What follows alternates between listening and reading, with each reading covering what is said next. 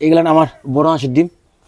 তো বড় হাঁসের ডিম আসলে বড় হাঁস বলে পুরাতন হাঁস, যাদের বয়স 21 মাস পার হয়ে গেছে, প্লাস হয়ে গেছে, তাদের প্রোডাকশন ডিম এবং ডিমের সাইজ, ডিমের কোয়ালিটি, আসলে সব কিছুই এদের ভালো আলহামদুলিল্লাহ।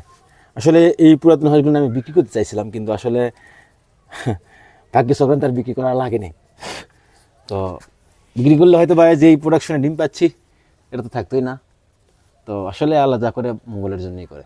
এ দেখো মাশাল্লাহ কীভাবে মানে হাঁসিরা ডিম পারে, ওরা ঢাকায় রাখে ওরা চলে যায়। তো আসলে এরকমভাবেই সিস্টেম, আমরা এরকমভাবে দেখতেছি, আর এরা এরকমভাবেই আসলে ডিম পারে।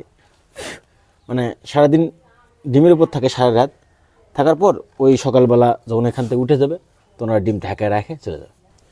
আমার হাঁসের ডিম দেখা আপনাদেরকে, এই হলো আমার পুরাতন হাঁসের ডিম। এই ডিমগুলো ভাই যা বীজ ডিম হবে, এই ডিমের যে পুরাতন হাঁসের যে ডিমগুলো আছে, এই ডিমের যা বাচ্চা ফুটবে ভাই, আমি আমার ইনকিউবেটারে দিছি 50 হাঁসের ভিতরে 50 ডিমের ভিতরে 50 ডিমই ফুটছে, ফুটে মানে হয়েছে আর কি, হবে। তো একটা ডিমও মিস যায়নি যে যে এই ডিমটা নষ্ট। তো এখানে আমি বুঝতেছি যে আসলে আমার কাছে মোটামুটি ভালো বীজ রয়েছে আলহামদুলিল্লাহ।